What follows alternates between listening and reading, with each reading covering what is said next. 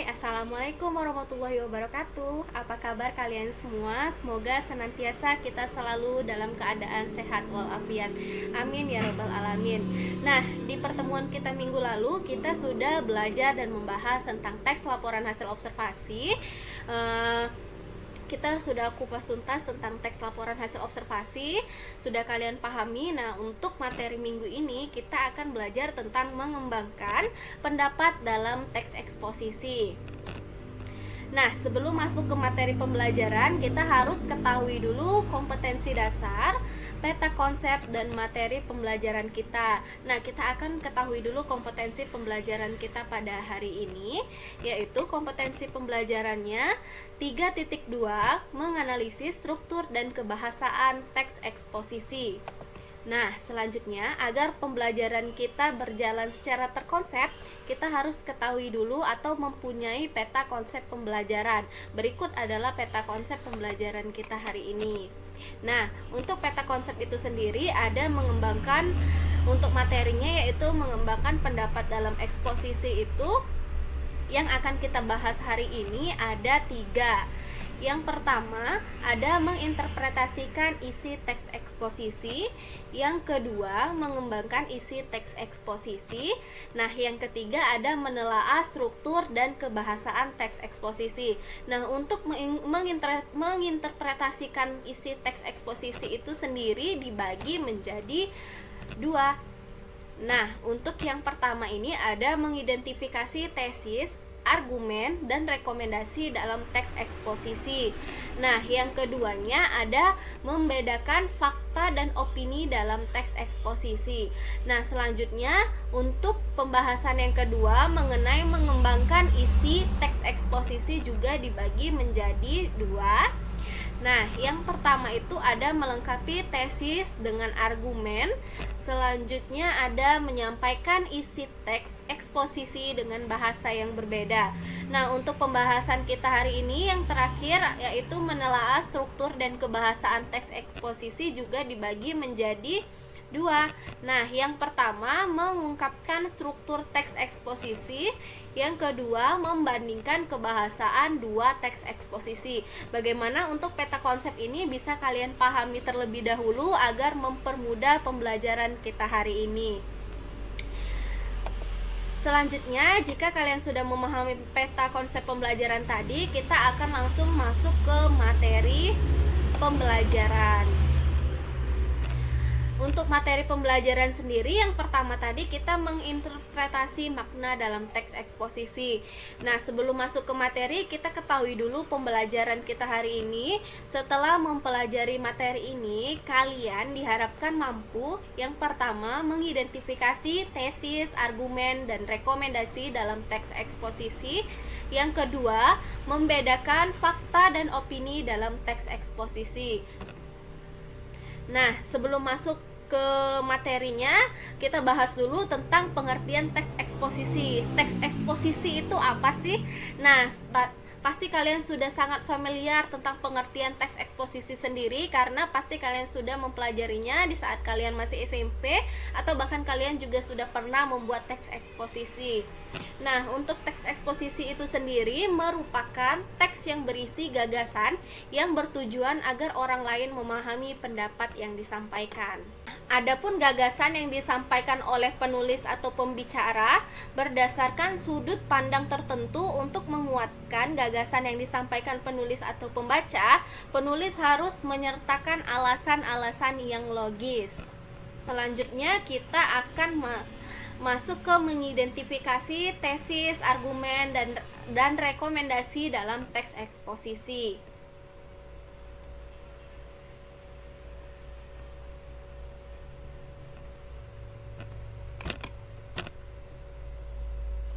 Nah, untuk mengidentifikasi tesis, argumen, dan rekomendasi dalam teks eksposisi itu kita bahas yang pertama yaitu tesis. Tesis itu sama halnya dengan pernyataan pendapat, bagian pembuka yang berisi pendapat umum yang disampaikan penulis terhadap permasalahan yang diangkat dalam teks eksposisi. Nah, selanjutnya argumen. Argumen itu apa? Kita semua sudah tahu ya, argumen itu pasti pendapat. Nah, di sini argumen merupakan unsur penjelas yang mendukung tesis yang disampaikan. Nah, selanjutnya itu ada rekomendasi. Rekomendasi berisi ajakan atau saran dari penulis dengan tema eksposisinya. Dalam teks eksposisi, kita akan bahas tentang membedakan fakta dan opini dalam teks eksposisi. Nah, untuk membedakan fakta dan opini, bagaimana? Apa kalian sudah tahu bedanya fakta dan opini? Saya rasa kalian semua sudah tahu bedanya fakta dan opini. Nah, di sini ada contoh kalimat fakta, yaitu Kementerian Hukum dan Hak Asasi Manusia hingga tanggal 13 Mei 2013 mencatat ada 158.812 narapidana dan tahanan di Indonesia, yang 51.899 orang diantaranya terkait kasus narkoba. Nah, berikut kalimat opini. Sebagai generasi muda, calon penerus perjuangan bangsa, sudah seharusnya kita menyiapkan diri menjadi generasi yang berkualitas. Nah, kita bisa bedakan ya antara kalimat fakta dan kalimat opini. Kalimat fakta itu sudah ada bukti yang nyata, sedangkan opini itu adalah pendapat dari seseorang. Nah, selanjutnya setelah kita membahas fakta dan opini, kita langsung bahas ke pembelajaran kita yang kedua pada hari ini, yaitu mengembangkan isi teks eksposisi.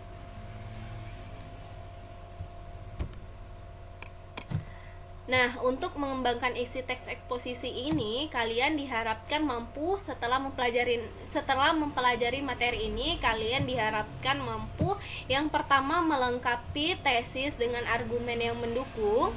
Nah, yang kedua itu menyampaikan kembali gagasan dalam teks eksposisi dengan bahasa yang berbeda. Nah, kita langsung masuk saja ya ke melengkapi tesis dengan argumen. Nah, melengkapi tesis dengan argumen yang mendukung. Tesis merupakan gagasan pokok yang dikembangkan menjadi sebuah paragraf utuh dengan menambahkan gagasan-gagasan penjelas berupa argumen. Nah, untuk contohnya itu kita bisa lihat di slide selanjutnya. Untuk contohnya itu kita bisa lihat di teks eksposisi yang berjudul Pembangunan dan Kerusakan Lingkungan pada buku kalian. Di sini ada di paragraf 1, yaitu gagasan pokoknya ada bumi ini sedang menghadapi berbagai masalah lingkungan yang serius. Sedangkan untuk gagasan penjelasnya, yaitu 6 masalah lingkungan yang utama tersebut adalah ledakan jumlah penduduk, penipisan sumber daya alam, perubahan iklim global, kepunahan tumbuhan dan hewan, kerusakan habitat alam, serta peningkatan polusi dan kemiskinan.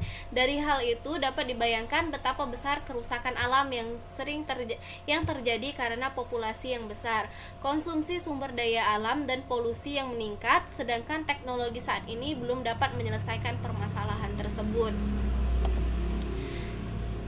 Nah, setelah membahas melengkapi tesis dan argumen ini, kita akan bahas menyampaikan kembali isi teks eksposisi dengan bahasa yang berbeda. Nah, untuk menyampaikan kembali isi teks eksposisi dengan bahasa yang berbeda itu, salah satu cara berlatih menyampaikan pendapat dengan eksposisi adalah dengan menyampaikan kembali gagasan pokok yang terdapat dalam eksposisi. Nah, kemudian kalian lanjutkan untuk mengidentifikasi gagasan pokok dan gagasan pendukung pada paragraf-paragraf sebelumnya. Nah, untuk contohnya itu ada penyampaian dalam teks eksposisinya seperti ini. Bumi saat ini sedang menghadapi berbagai masalah lingkungan yang serius. Ini ada kalimat selanjutnya ya. Nah, untuk penyampaian dengan bahasa yang berbeda itu ada bumi sedang menghadapi berbagai permasalahan lingkungan yang serius. Di sini kita bisa lihat ya, di penyampaian dalam eksposisi kalimatnya seperti ini, namun kita bisa sampaikan juga dengan penyampaian dengan menggunakan bahasa yang berbeda. Nah, yang selanjutnya itu ada menelaah, atau yang terakhir menelaah struktur dan kebahasaan teks eksposisi.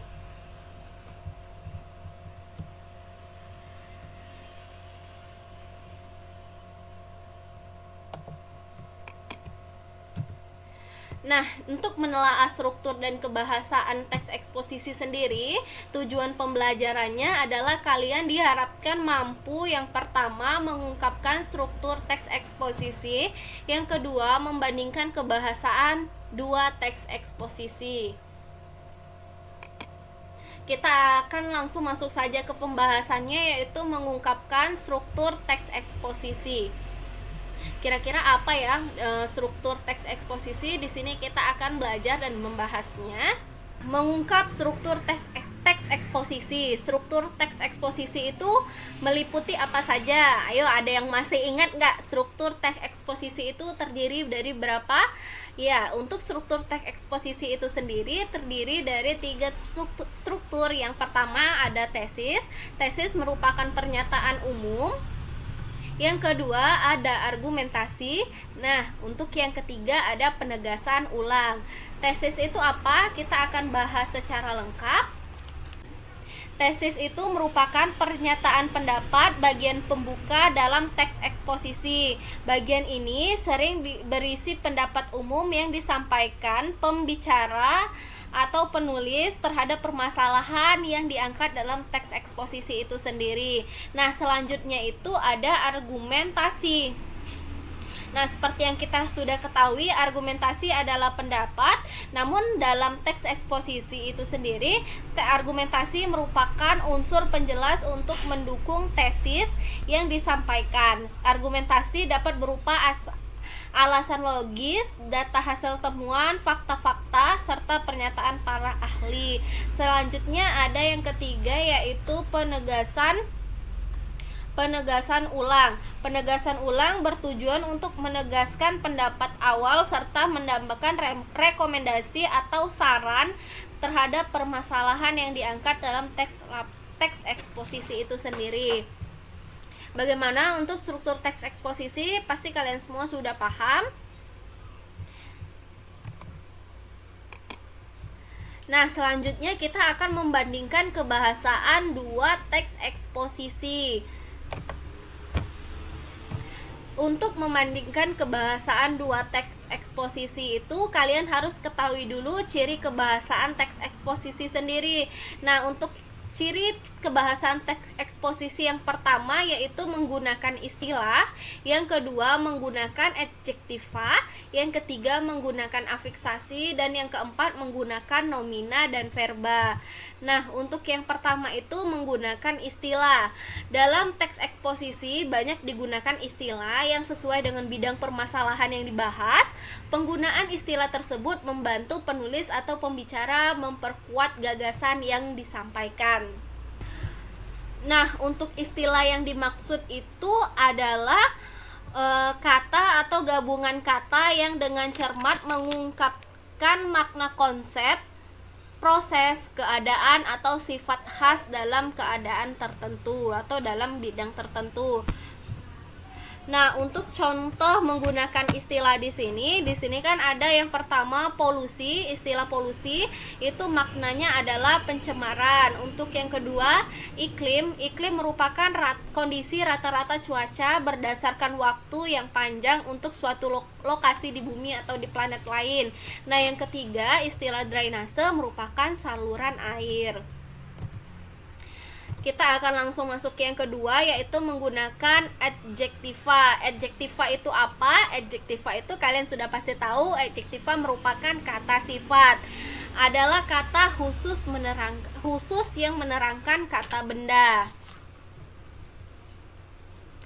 Nah, di sini ada contohnya ya untuk adjektiva, ia cantik sekali. Nah, di sini kata cantik adalah kata sifat sebab menerangkan kata benda. Kata bendanya apa? Ialah ia. Tetapi kata sekali adalah keterangan karena menerangkan kata sifat cantik.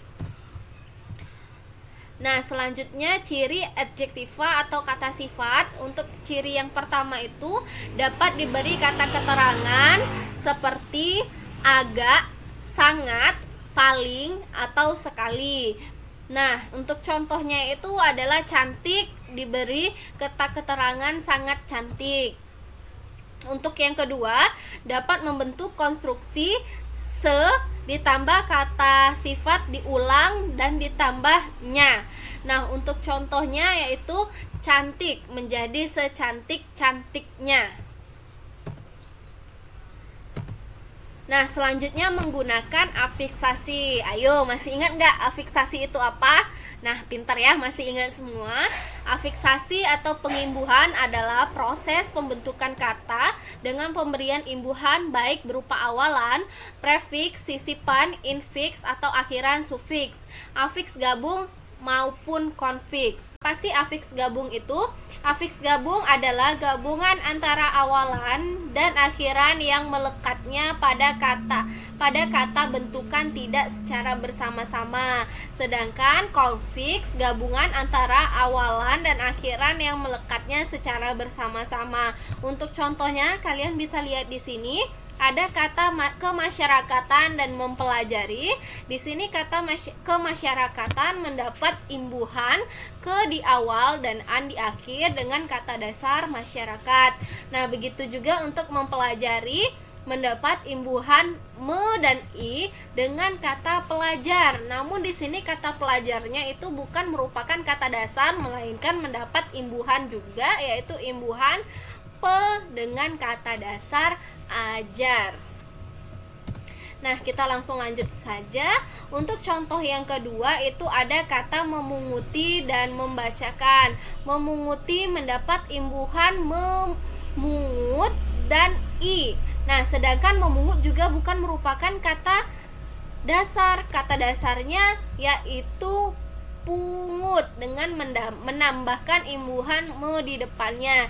Jadi ini merupakan afiks gabung karena melekatnya tidak secara bersama-sama. Untuk yang selanjutnya itu ada membacakan, sama halnya dengan kalimat memungut tadi. Membaca juga mendapat imbuhan di akhirnya yaitu imbuhan kan. Membaca juga bukan merupakan kata dasar melainkan mendapat imbuhan me dan baca. Nah, selanjutnya kita akan bahas yang keempat yaitu menggunakan nomina dan verba. Nomina apa? Nomina sudah tidak asing lagi di kehidupan kita sehari-hari. Nomina merupakan kata benda. Kata benda, adapun ciri-ciri kata benda itu sendiri, yang pertama itu bisa disangkal dengan kata bukan. Untuk contohnya, meja ditambah kata bukan atau disangkal menjadi bukan meja. Selanjutnya pengadilan, bukan pengadilan. Nah, yang selanjutnya yang ke B, bisa membentuk konstruksi kata benda ditambah yang dan ditambah kata sifat. Contohnya yaitu meja menjadi meja yang kuat, pengadilan menjadi pengadilan yang jujur. Nah, selanjutnya verba. Verba merupakan kata kerja. Ciri kata kerja itu bisa disangkal dengan kata tidak, berarti tidak bisa disangkal dengan kata bukan seperti kata benda tadi. Contohnya tidur menjadi tidak tidur, membaca menjadi tidak membaca. Yang kedua itu bisa membentuk konstruksi kata kerja ditambah kata sifat. Contohnya tidur menjadi tidur dengan nyenyak, membaca menjadi membaca dengan teliti. Bagaimana bisa dipahami ya untuk ciri kebahasaan teks eksposisi tersebut? Selanjutnya kita akan membahas tentang pembagian kalimat verba. Nah, di sini ada 5 pembagian kalimat verba. Yang pertama, kalimat aktif transitif atau eka transitif. Kalimat aktif transitif itu apa? Kalimat yang harus mempunyai objek. Ingat ya, kalimat aktif transitif tidak bisa tidak menggunakan objek. Kata harus berarti harus wajib. Nah, untuk contohnya di sini, ia membaca buku pelajaran. Ianya merupakan subjek, membaca merupakan predikat dengan objek buku pelajaran. Nah, selanjutnya kalimat dwi transitif, kalimat yang membutuhkan kehadiran objek dan pelengkap. Untuk contohnya, ibu menjahitkan adik saya baju baru. Ibunya subjek, menjahitkan predikat, adik saya objek, dan pelengkapnya merupakan baju baru. Nah, untuk kalimat semi transitif kalimat semitransitif itu kalimat yang boleh menggunakan objek, boleh tidak.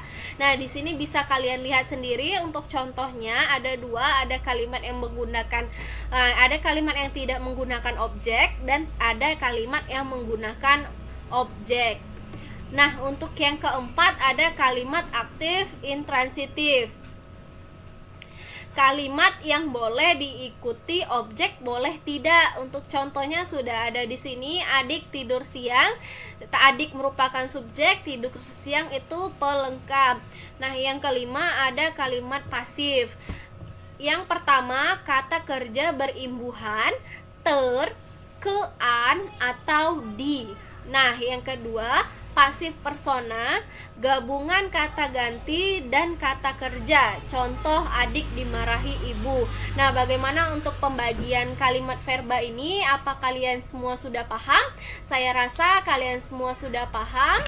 Kita akan kembali ke peta konsep pembelajaran kita hari ini. Nah, jika kalian semua sudah memahami peta konsep pembelajaran hari ini, berarti pembelajaran kita sudah berakhir. Saya harap apapun yang kita pelajari hari ini bermanfaat bagi kita semua.